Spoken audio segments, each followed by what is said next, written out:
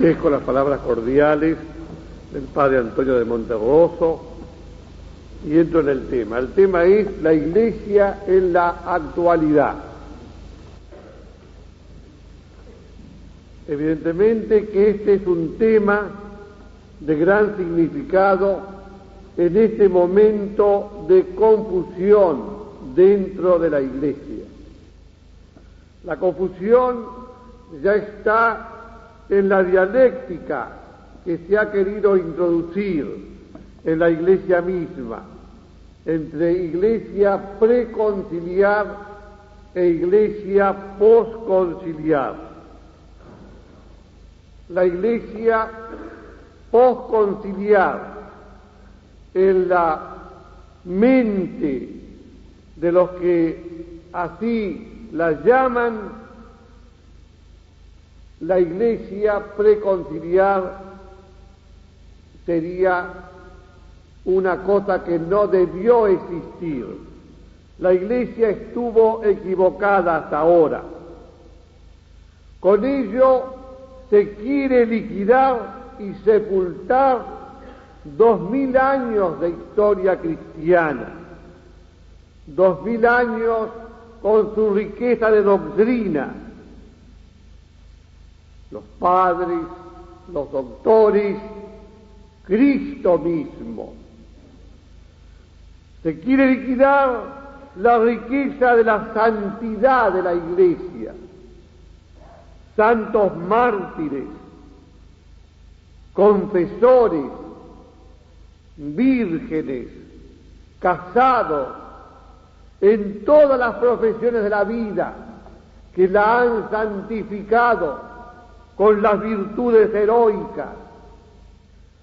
Se quiere liquidar las obras de caridad y de misericordia que la Iglesia ha practicado en estos 2000 años, suscitando admirables formaciones de almas santas y caritativas. Se quiere sepultar la riqueza artística de la Iglesia en su liturgia, en el arte, en la arquitectura, en la pintura, en la música. Por esto, señores y señoras, hay que examinar el momento actual de la Iglesia, primero en los planes de los hombres y luego en el plan de Dios. En el plan de Dios digo, porque Cristo nos exhortó a admirar los signos de los tiempos. Aprended de la parábola de la higuera. Cuando sus ramas están tiernos y brotan las hojas, conoceréis que el estío se acerca. Y hoy, cuando la confusión está invadiendo la Iglesia de modo siniestro y sombrío, algo raro de Dios está por acontecer. En primer lugar, señores y señoras, para comprender a la Iglesia actual es menester tener presente la parábola del grano de mostaza. Decía el mismo Cristo: es semejante el reino de los cielos a un grano de mostaza, que toma uno y lo siembra en su campo, y con ser la más pequeña de todas las semillas, cuando ha crecido, es la más grande de todas las hortalizas, y llega a hacerse un árbol, de suerte que las aves del cielo vienen a anidar en sus ramas. Esta es la Iglesia de Cristo. Fue una semilla pequeñísima plantada por Cristo. Pero de todas las instituciones humanas, es la más esbelta y gloriosa en el correr de los siglos. Es la esposa de Jesucristo. La Iglesia, en su vida, en el decurso de los siglos, va realizando aquella enseñanza del apóstol San Juan a las 7 iglesias del Apocalipsis, a la iglesia de Éfeso, a la iglesia de Esmirna, a la iglesia de Pérgamo, a la iglesia de Tiátira, a la iglesia de Sardis, a la iglesia de Filadelfia y a la iglesia de la Odisea. Primero es la iglesia de Éfeso, la iglesia que nace impetuosa, la iglesia apostólica. Éfeso significa eso, ímpetu. Ya el apóstol Pablo, en el año 57 de nuestra era, escribía a los romanos: ¿cómo? ¿No han oído la predicación de la palabra de Cristo? Y contesta: cierto que sí. Por toda la tierra se difundió su voz y hasta los confines de su pregón. Todo el mundo romano y el griego y el bárbaro se enteró de la persona de Cristo. Después de la iglesia de Éfeso viene la iglesia de los mártires, los grandes campeones de la fe, dan testimonio de Cristo. Es la iglesia de Esmirna. Esmirna quiere decir amargura. Con la amargura de sus sufrimientos testimonian que Cristo es Dios. Y el gran obispo San Ignacio, siendo llevado allá al final del siglo I en cadenas de Antioquía a Roma para ser entregado a las fieras, podía exclamar: «Oh bestias saludables que están preparadas para mí, ¿cuándo vendrán? ¿Cuándo serán lanzadas? ¿Cuándo les será concedido gozarse con mis carnes? Soy trigo de Cristo, seré molido por los dientes de las fieras para ser convertido en pan limpio». Y el esplendor de la iglesia de los mártires, que duró desde la pasión del Señor hasta el año 300 de nuestra era, fue grande y glorioso, no sólo por la sangre derramada, sino por la sangre derramada en honor de Jesucristo, Salvador de los hombres, primer mártir de la fe cristiana. Fue una sangre salvadora de la humanidad. Viene después, señores y señoras, la iglesia de Pérgamo y la iglesia de Tiátira. La iglesia de Pérgamo, la iglesia de los doctores, de los grandes doctores, y la iglesia de Tiátira, la iglesia del esplendor cristiano, del esplendor medieval. La iglesia de Constantino inaugura el reconocimiento público de la Iglesia de Cristo, y los dos grandes poderes de la tierra, el político y el religioso, se juntan en unidad armónica para la edificación de la ciudad cristiana. Primero de la Europa cristiana, que ha de oír la voz evangélica de los padres y doctores, de San Ireneo, de San Basilio, de San Juan Crisóstomo, de San Ambrosio y del grande San Agustín.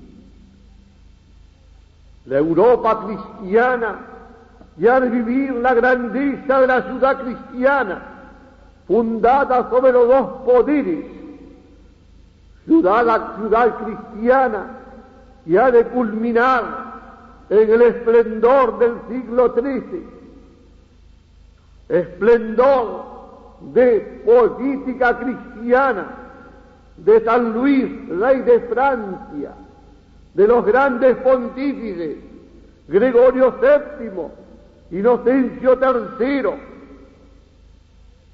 ciudad cristiana, que ha de culminar en el esplendor de la filosofía cristiana de Santo Tomás de Aquino, ciudad cristiana, que ha de culminar en el arte cristiano del Beato Angélico, de la Catedral Gótica,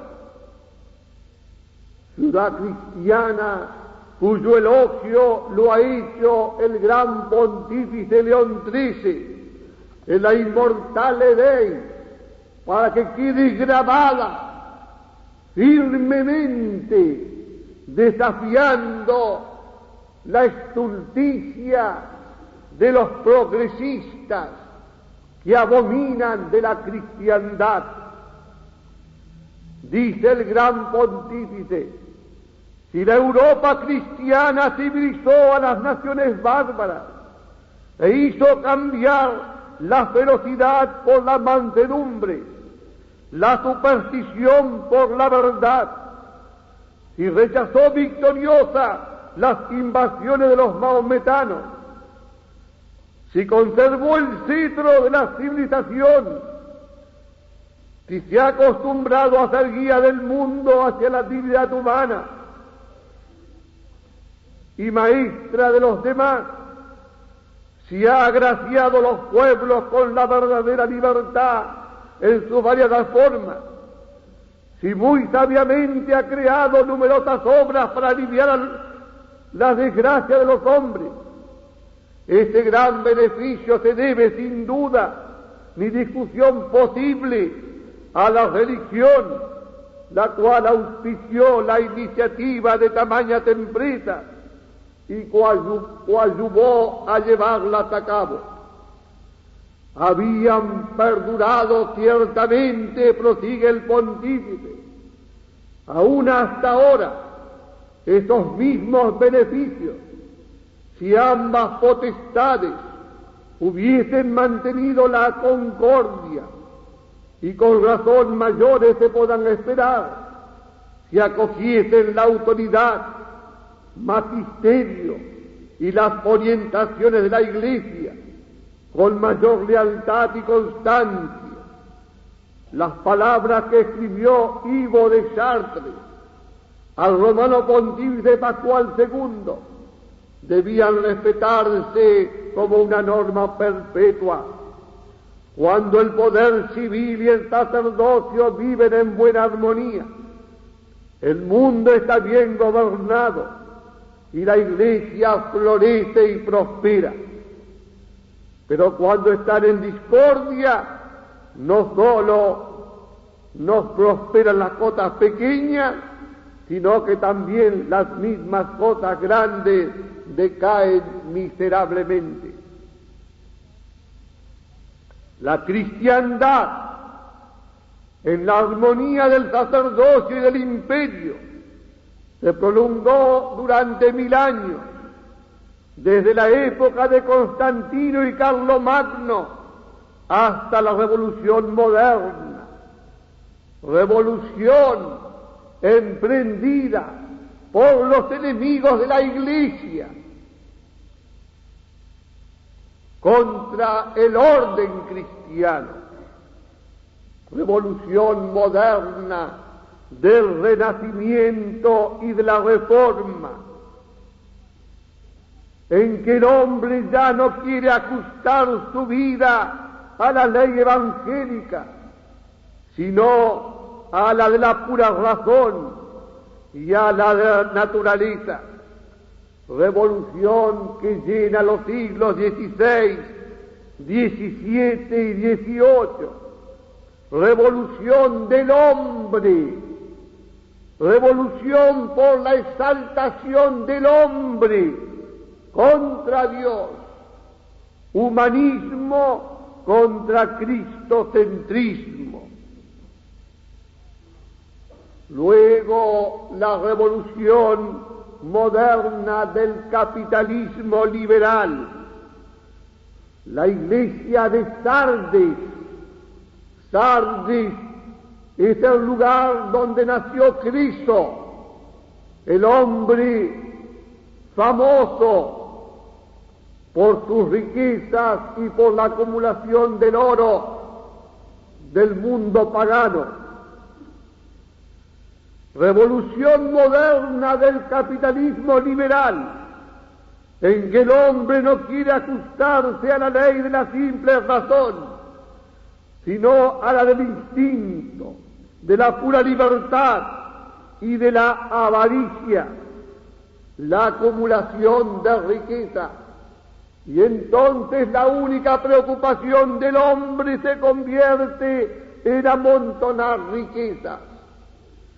Ya no cumple aquel precepto del Señor: buscad primero el reino de Dios y su justicia, y todo lo demás se os dará por añadidura. Ya lo primero es la acumulación del capital.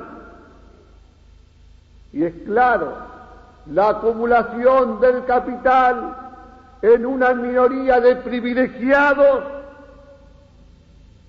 tiene que traer forzosamente en el otro polo la acumulación de la miseria y de la ruina de la mayoría.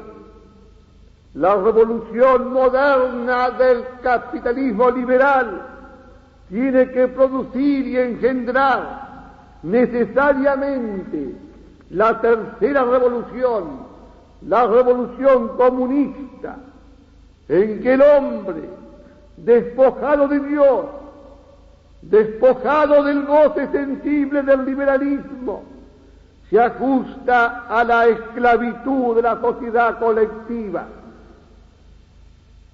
Y entonces vemos, señores y señoras, el proceso de degradación en que viene cayendo el hombre. De lo sobrenatural cae en la ciudad naturalista, de esta en la sociedad del capitalismo, sociedad económica, y del capitalismo en la sociedad del comunismo.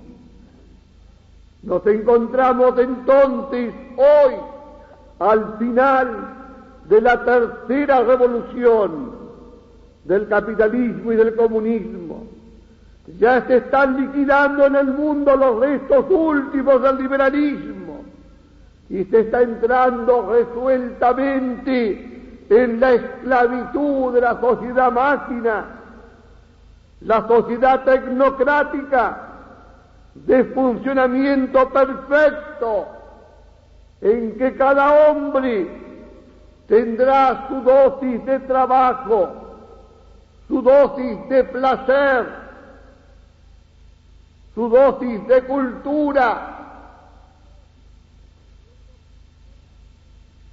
y en lo religioso, en lo cultural, en lo político, en lo económico, se ajustará al funcionamiento perfecto de un mecanismo de relojería. Es la sociedad de hoy que está acondicionando al hombre en todos los aspectos, y sobre todo en el aspecto psicotécnico. Se está cumpliendo una gran función de lavado de cerebro a través de los medios de comunicación, para hacer del hombre un simple robot que reaccione automáticamente ante los estímulos que se le dan para nivelar el pensamiento del hombre, los sentimientos del hombre. La sociedad máquina, la cristiandad, es decir, el mundo humano bajo Cristo, habrá quedado entonces totalmente liquidado. Y el mundo vivirá una sociedad perfecta, con la perfección de un mecanismo.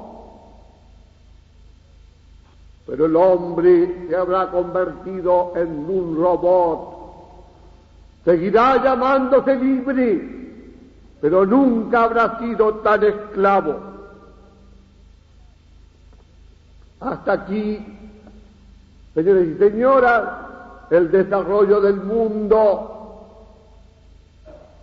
Primero la Iglesia floreciendo, luego la Iglesia sometida. Pero ahora, en estos momentos, la lucha que los enemigos han llevado contra el mundo cristiano, contra la cristiandad, para crear la ciudad naturalista de los siglos XVI, XVII y XVIII, para crear la ciudad liberal del siglo XIX y la ciudad comunista del siglo XX, ahora ya llevan los golpes contra la Iglesia misma, desde dentro de la Iglesia. Este es el significado del actual progresismo, de la Iglesia progresista, de lo que está pasando con este fenómeno de la Iglesia progresista. Iglesia alentada por grandes teólogos, los teólogos publicitados, los Congar, los Wagner, los Schillebeeck, los Gaskin, todos los teólogos que aparecen en los diarios publicitados por la propaganda.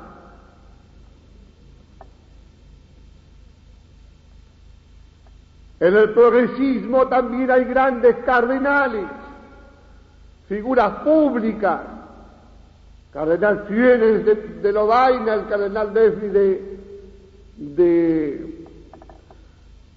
de Viena, el cardenal Bea, por supuesto. Los enemigos de la Iglesia, la masonería y el comunismo, han entrado dentro de la Iglesia y están empeñados en la destrucción de la Iglesia.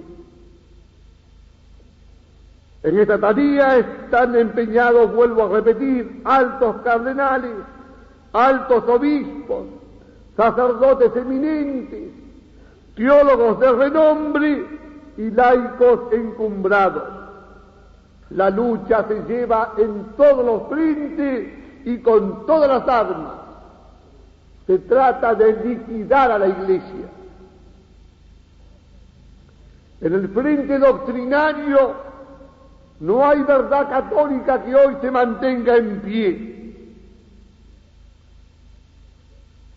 Se dice que ya el pecado no existe, que el pecado original no existe, que Adán y Eva no existieron y que el hombre viene por una evolución continua desde una materia primigenia, viene ascendiendo cada vez a estados más altos de conciencia y perfección. Teilhard de Chardin, el vocero de este progresismo evolucionista, está de moda, como ustedes saben.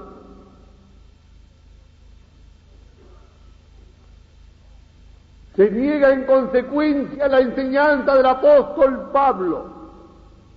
Por uno ha entrado el pecado y la muerte en el mundo.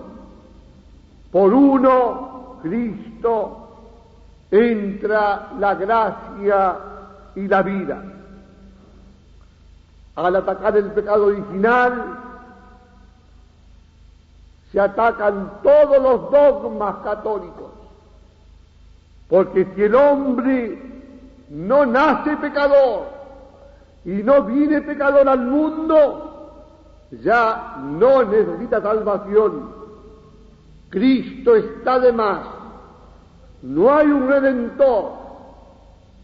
Y estos teólogos cuestionan la persona de Cristo, cuestionan la encarnación, cuestionan la resurrección, con la famosa teoría de Bullmann de que todo es mito, los milagros son mitos, las figuras de la Escritura son mitos, las parábolas son mitos, la resurrección de Cristo es otro mito.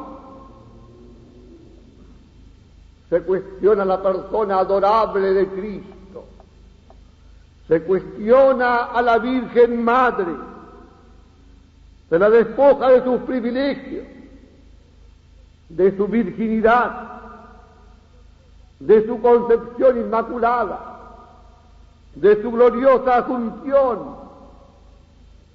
Y esto no algún teólogo aislado, sino muchos teólogos. Y esta enseñanza después se repite en los seminarios, en las casas de formación. Esta enseñanza la repite el catecismo holandés, el catecismo francés, que fue aprobado por 104 obispos contra 1. Al no haber pecado, no tienen razón de ser los sacramentos. No hace falta entonces bautizar a los niños. No hace falta el sacramento del perdón, la penitencia. Y hay sacerdotes que aconsejan a la gente que no se confiese, que la fornicación no es pecado, que la masturbación no es pecado. Se cuestiona la Eucaristía, la transustanciación, o sea, el cambio de sustancia del pan en el cuerpo de Cristo y el cambio de sustancia del vino en la sangre de Cristo. La Santa Misa no es el sacrificio de Cristo, sino una cena litúrgica que cada vez se acerca más a un espectáculo o a un show.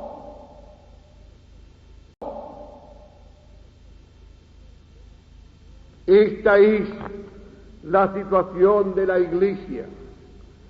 Y para que no crean que estoy exagerando, el 31 de marzo del 77, el Times de Nueva York relataba así algunos de los errores que circulan hoy en la Iglesia. Muchos teólogos holandeses sostienen que la perpetua virginidad de María es un mito. Es más moderno, se dice, creer que Cristo era hijo de María y de José. El teólogo dominico Eduardo Schillebeck, perito en el Segundo Concilio Vaticano, propone que la resurrección de Cristo no puede ser la recomposición física de su cuerpo, sino una especie de manifestación espiritual. Gusta más creer que la resurrección ha sido el impacto de la personalidad de Cristo sobre sus discípulos y su presencia en los corazones de los cristianos. Claro que al negar un dogma tan fundamental, como dice San Pablo, si no creemos que Cristo resucitó, vana es nuestra fe. ¿En qué creemos entonces? Teólogos holandeses rechazan el pecado original como un estigma espiritual heredado y dicen que hay que mirarlo en cambio como expresión simbólica de que la humanidad es pecadora y que el mundo es imperfecto. Por esta razón estos pensadores cuestionan la necesidad del bautismo para los chicos. Decir que un ser humano está condenado o nace condenado continúan es un sinsentido. Añade el teólogo laico Daniel de Lange, secretario del Centro Ecuménico de Holanda. Cielo e infierno, dice el teólogo dominico William van der Mark. Esto no nos preocupa para nada. Al mismo tiempo, señoras y señores, que se cuestiona la doctrina, los dogmas fundamentales de la Iglesia, se alienta la corrupción de costumbres. Hasta ahora la castidad y la virginidad era un florón de la Iglesia católica. El celibato en los sacerdotes, la virginidad en las religiosas. Todo esto hoy se cuestiona y se ve a los sacerdotes movilizándose para la supresión del celibato y a las religiosas movilizándose para introducir lo sexual en los conventos. Y ya Freud entra en la Iglesia como un santo padre y regula la doctrina sexual de seminaristas, religiosos y clérigos. Está el famoso caso de Cuernavaca, de todo un monasterio de benedictinos, donde entró el psicoanálisis de Freud. Claro, así acabó todo esto. Y Le Mercier ha acabado contrayendo matrimonio y celebrando el matrimonio en Cuernavaca mismo. Se sostiene que lo que importa hoy es el amor. El amor es la razón de ser de la vida, del matrimonio. Claro, ¿qué amor? Cualquier amor y sobre todo el amor más inferior, el amor puramente carnal. Si la razón de ser del matrimonio es el amor, se justifica entonces la contraconcepción, que es una carga y es un peso. Se justifica el divorcio, porque al cabo de cierto tiempo las parejas pueden cansarse de amarse. Se justifica el homosexualismo, porque hay hombres que no encuentran el amor en las mujeres sino en otros hombres, y hay mujeres que no encuentran el amor sino en otras mujeres. Y esto que parece una ocurrencia ha sido enseñado públicamente por un dominico, el padre Cowell, un teólogo que lo ha propagado en Lovaina a través de la radio y de la televisión, y que llega a decir esto textual que voy a leer ahora, tomado de la revista Il Borghese del 20 de abril del 67. Hoy es necesario una nueva actitud, aunque todavía no ha sido aceptada por la Iglesia. Creo que muchos teólogos y muchos fieles quisieran cumplir un paso más. Cierto, esta nueva doctrina no ha estado oficialmente aprobada. Sus sostenedores quieren tentar y ayudar a los homosexuales, como a todos los seres humanos, en su tentativa de vivir bien, también los unos con los otros. Yo quisiera proponerle a los homosexuales adultos, como una especie de ideal, tentar realizar en su vida una relación de amistad estable, tomar cuidado unos de otros, asumir el uno la responsabilidad del otro, en el plano económico, en la vida social, y también realizar una unión de los sentimientos, y también, ya que se trata de los hombres y no de criaturas de puro espíritu, traducir estos sentimientos en el plano erótico y sexual de una manera que les sea congenial. Y ustedes saben que ha habido un caso en Holanda de una celebración pública en la iglesia de dos homosexuales. La foto ha sido publicada por el diario Rivarol de París.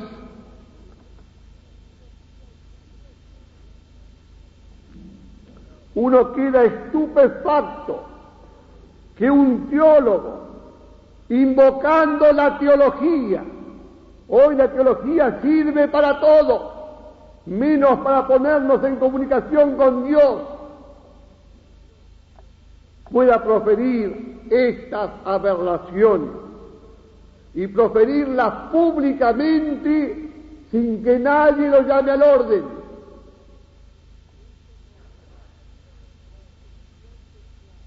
Esto por lo que se refiere a la corrupción sexual. Hay también la corrupción social. Aquí es otro gran santo padre, el que es introducido en la iglesia, Carlos Marx, doctor de la doctrina social de la iglesia, a quien invocan los curitas y obispos revolucionarios, que tienen por portaestandarte a Camilo Torres, al Che Guevara, a Fidel Castro, a Mao Zedong, y esto ustedes lo pueden ver todos los días en los diarios. Movimientos revolucionarios de sacerdotes y obispos en Brasil, Uruguay, Chile, en ciudades argentinas, en toda Latinoamérica. Hay incluso obispos famosos, el de Cámara, famoso aquí también hubo uno, mejor no nombrarlo. El caso más espeluznante de todos estos es el caso de un dominico francés, el padre Cardonnel de Montpellier, que llega a afirmar que hoy no existen cosas de la fe, ni existen cosas de Dios. Lo importante es que la Iglesia se entregue a la masa, se funda en la masa y trabaje para la liberación de las masas. Dios no es otra cosa que dice así, que la divinización de las fuerzas oscuras que actúan en la humanidad. Dios está en las masas obreras que luchan por su liberación. Ahí está Dios y ahí está Cristo. Y el sacerdote debe convertirse entonces en un revolucionario. Yo pregunto, ¿a dónde va esta iglesia que altera los dogmas católicos, que exhorta a la práctica del amor libre? Porque enseñar que la razón de ser del matrimonio es el puro amor carnal, esto es enseñar el amor libre, que predica la revolución social, ¿A dónde va esta iglesia que se ha convertido en factor de subversión? Porque esta es la verdad desnuda. La iglesia se ha convertido en factor de corrupción. Yo compadezco a los padres y madres de familia que han de enviar a sus hijos e hijas inocentes a las escuelas de religiosos y de religiosas o a la catequesis parroquial, que no se encuentren allí con un curita o una monja que los exponga a perder la inocencia. Antes podía estar muy seguro un padre de familia de mandar tranquilamente a sus hijos a la parroquia o a la escuela religiosa. Hoy ya no lo puede estar. Y para que vean que no estoy exagerando en esto, voy a leerles un escrito sobre algunas actuaciones públicas del excelentísimo cardenal Raúl Silva Enrique y de la Orden de San Ignacio que dañan gravemente a la Iglesia, compilada por Salvador Valdés Morandé, Navidad del año 67, Santiago de Chile. Dice, entre otras cosas, lo siguiente: tenemos en las manos la revista Vea del 28 de julio del 66, que a planas enteras, con fotos, trata del asunto candente. Su título es un sensacional sistema de educación sexual por partida doble está practicando el elegante colegio jesuita de San Ignacio, una especie de colegio de Salvador de aquí, entre los alumnos de preparatorias y sus padres, para abrirle los ojos a los niños. Y continúa: la madre Georgita, jefa de la 7ª preparatoria de San Ignacio Arriba, intentaba explicar la reproducción humana entre los niños de 11 a 13 años. El padre rector, padre Santiago Marshall, el prefecto Francisco Arrau, la directora de preparatorias no de humanidades, más los padres Contardo e Ibacache, formaron el equipo de Sotana, más el psicólogo del colegio Jaime Moya, y viene una larga relación cruda de lo que tales personas enseñan a niños pequeños y a sus padres, pues también estos expertos en sexología creen saber más que los propios progenitores de los niños. En el Colegio San Jorge, en preparatoria, les han dado recientemente de tema a tratar el 9º mandamiento. Uno de los niños, más despierto, pintó, pues ha de ser con dibujo la enseñanza sexual, una pareja en la cama y un tercero mirándola por la ventana. Así les enseñan que no deben desear la mujer del prójimo. Por cierto que la prostitución es tema favorito en las enseñanzas de los colegios congregacionistas de la capital. Las religiosas del colegio Saint Jean d'Arc han debatido en foros de padres, madres, monjas y educandas que es preferible ejercer las relaciones sexuales antes o después del matrimonio. Y otros temas semejantes o peores trajeron las reacciones naturales de los progenitores, más los comentarios que solo ignoran los componentes de la jerarquía católica. En la revista Mensaje, que es el órgano oficial de los jesuitas de Santiago de Chile, la cual financia sus gruesas pérdidas, el padre Gerardo Clapp, de la Compañía de Jesús, su director de ella desde hace varios años, critica las películas de actualidad. Sin necesidad, se solaza en escenas íntimas de parejas en la cama en forma propia de una normal. El dicho padre jesuita Clapp al formar parte de un jurado para premiar las mejores películas en concursos de Ercilla, enumera 10 y casi todas sobre temas sexuales y escandalosos según clasificación de la Acción Católica. Esto es para demostrar que un padre y una madre de familia no puede enviar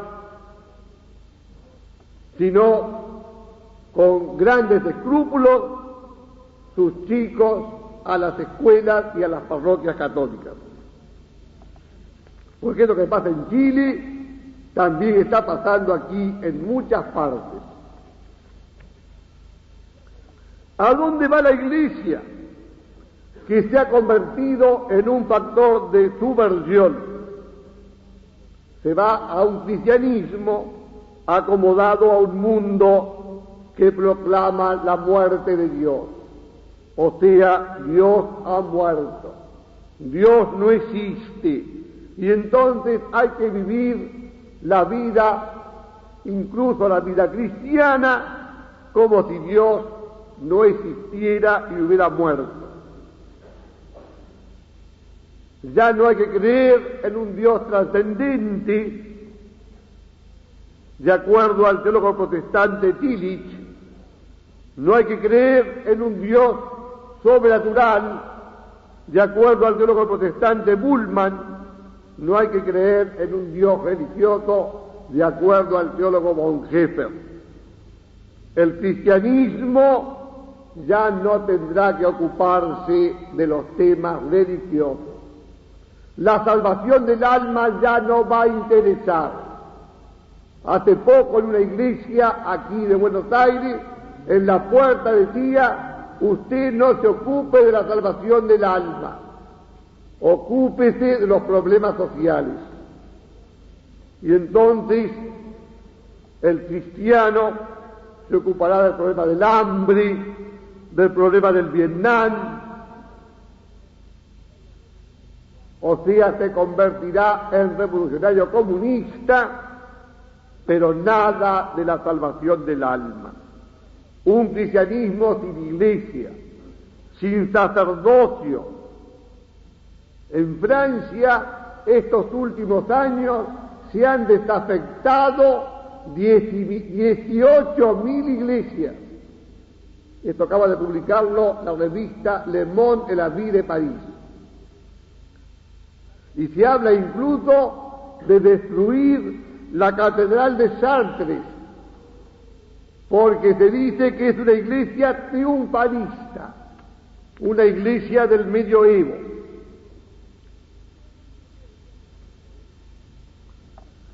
Todo este progresismo en la doctrina, en lo sexual, en lo social, todo este progresismo está potenciado por todos los medios de comunicación mundial. Lo vemos en el orden local: la revista Panorama, Primera Plana, Confirmado, Extra, Análisis, Selecciones, etcétera, etcétera, no hacen sino potenciar al progresismo.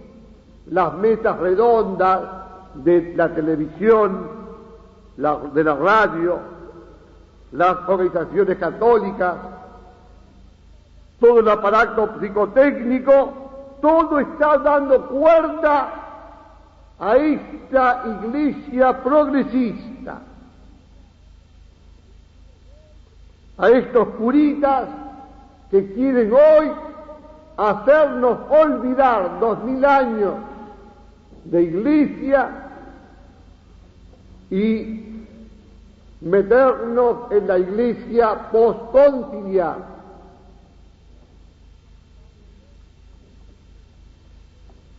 Estamos en un momento decisivo.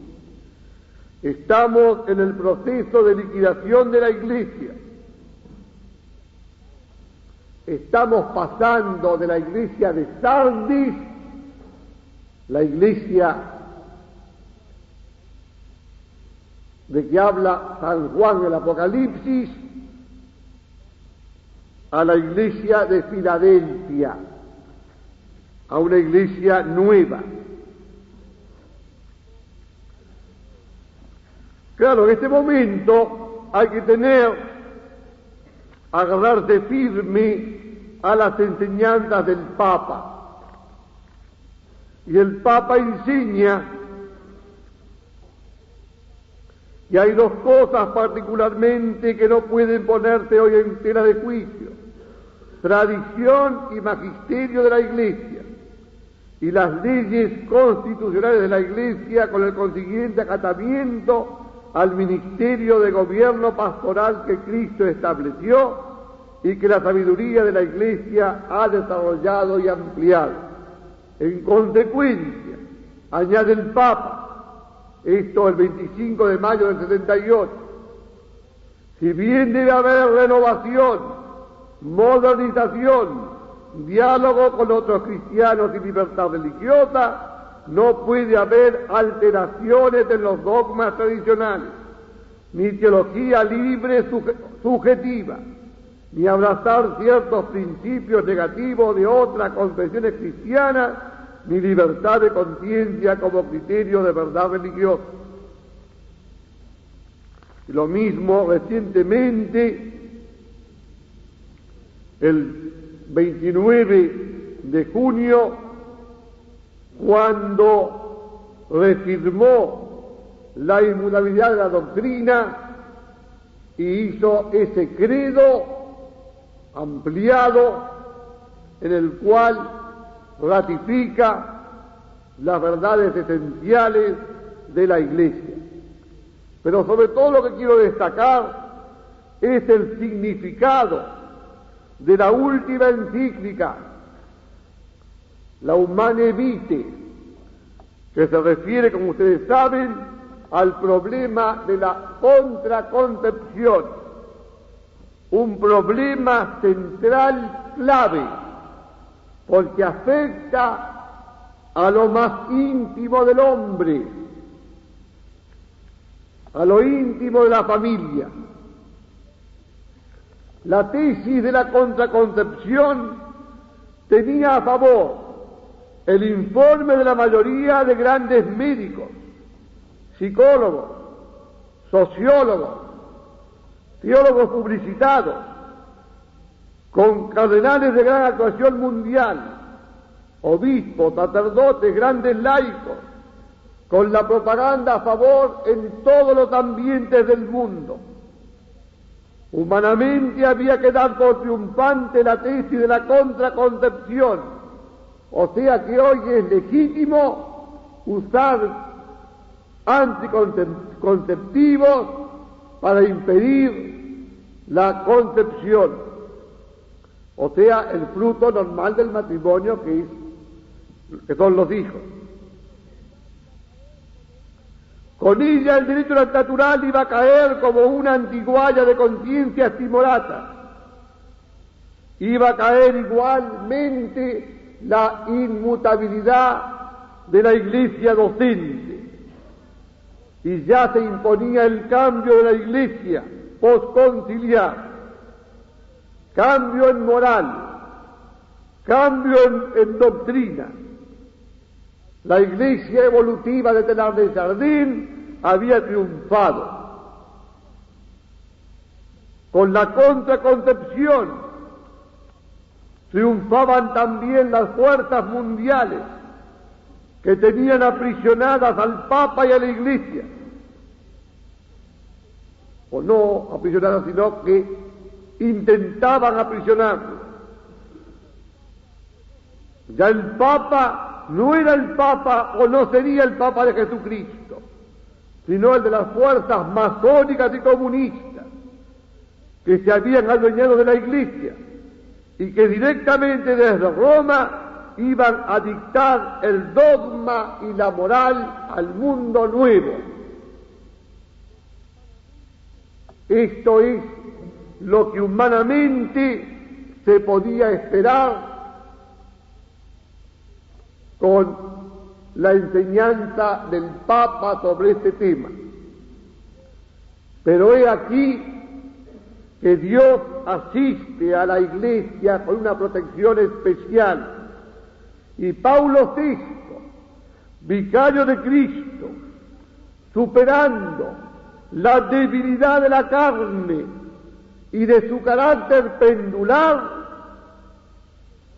se siente asistido por el Espíritu Santo y proclama con valentía que la contraconcepción se opone al derecho natural. Y proclama el Papa: así, quien reflexiona rectamente deberá también reconocer que un acto de amor recíproco que prejuzgue la disponibilidad a transmitir la vida que Dios Creador, según particulares leyes, ha puesto en él, está en contradicción con el designio constitutivo del matrimonio y con la voluntad del autor de la vida. Usar ese don divino, destruyendo su significado y su finalidad, aun solo parcialmente, es contradecir la naturaleza del hombre y de la mujer y sus más íntimas relaciones, y por lo mismo es contradecir el plan de Dios y su voluntad. Con esta palabra del Papa, no solo queda dirimida la cuestión, sino que la Iglesia católica, apostólica y romana, se levanta como signo de contradicción frente al mundo. Los intentos de los enemigos mundiales para aprisionar a Jesucristo y a su Iglesia quedan rotos y desbaratados. El Papa es libre frente a las fuerzas mundiales, y comienzan a llegar protestas a Roma, protestas de los teólogos modernos, los publicitados. Hans Kühn, el gran teólogo suizo, Gregory Baum, que tuvo destacada actuación en la declaración a favor de los judíos, protestas de las grandes organizaciones mundiales, de la OEA y de UTAN. Pero el cumplimiento de la ley moral, lejos de traer miseria y hambre, como proclama la OEA, ha de traer una disminución del egoísmo humano, causa de la miseria y del hambre. El hombre hoy está en condiciones tecnológicas para dar pan y vivienda a todos los seres que pueblan la tierra. Si no los da, es por el egoísmo de unos pocos, que en su deseo de acumular impide la satisfacción de la mayoría. Hay que ir luego a la raíz del mal. La raíz está en el egoísmo, y el egoísmo es lo que también está explicando todos los planteos de la contraconcepción.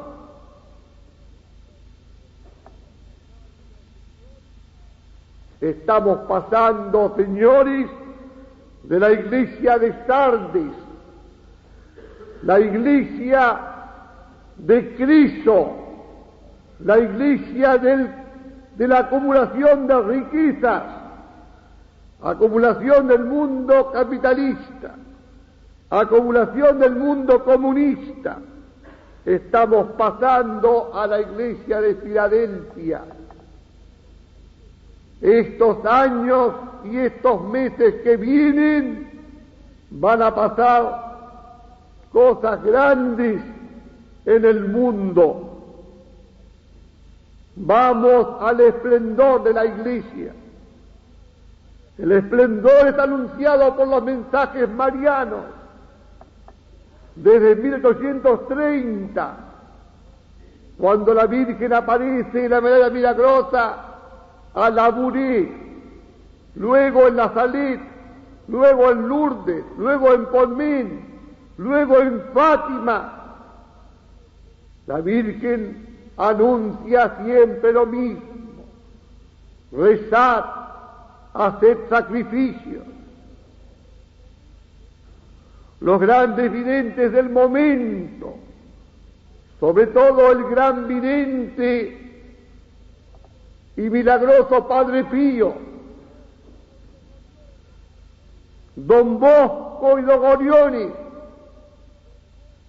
San Griñón de Montfort, anuncian que viene una época grande para la Iglesia.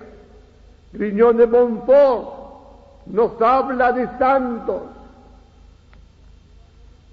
grandes que van a dejar atrás a los santos que hemos conocido. Los van a dejar atrás como los cedros del Líbano dejan a los árboles más pequeños.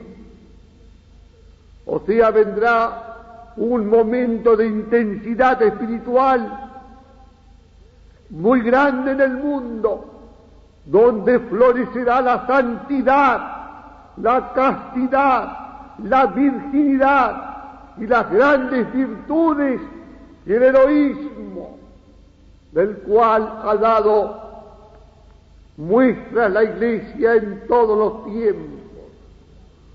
Hoy la Iglesia está reducida al silencio. Hablo de la Iglesia verdadera, la Iglesia tradicional, de todos los concilios, del Concilio de Nicea hasta el Concilio Vaticano II.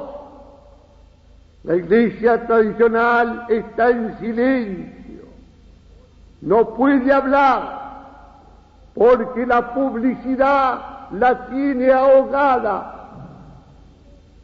Algo grande está pasando, porque recién el Espíritu Santo le ha dado fuerzas al Santo Padre para que desafíe la publicidad mundial y hable claro, exponiendo la doctrina de siempre de la Iglesia Católica.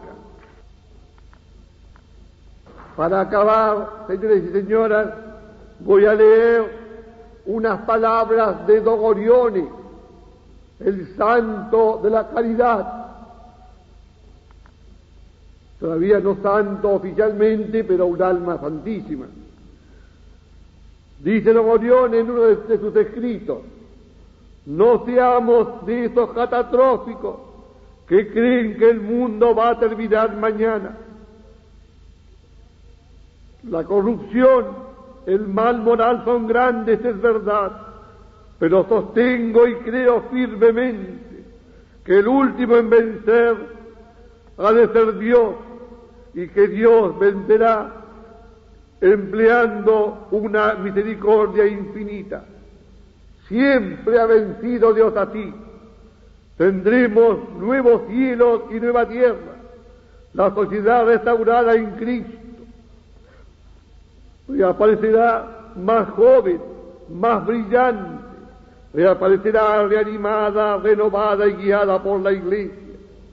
El catolicismo, que está henchido de divina verdad, de caridad, de juventud, de fuerza sobrenatural, se alzará en el mundo y se pondrá a la cabeza del siglo naciente para conducirlo a la honestidad, a la fe, a la civilización, a la felicidad, a la salvación. Una gran época está por llegar. Esto por la misericordia de Jesucristo, Señor nuestro, y por la celestial y maternal intercesión de María Santísima. Veo alzarse un monumento grandioso, no fundado sobre harina, una columna luminosa de caridad revelada sobre la Iglesia, sobre la piedra única, eterna, indestructible, Petra Autem erat Christus. A esta era, a este grandioso y jamás visto triunfo de la Iglesia de Cristo, nosotros, a pesar de mínimos, debemos aportar la contribución de nuestra entera vida. En cuanto esté de nuestra parte, debemos prepararla, darle prisa con la oración incesante, con la penitencia, con el sacrificio, con la transfusión de nuestra fe y de nuestra alma, especialmente a las generaciones jóvenes, en particular aquella juventud que es hija del pueblo y que más necesitada está de religión, de moralidad, de ser salvada. Nada más.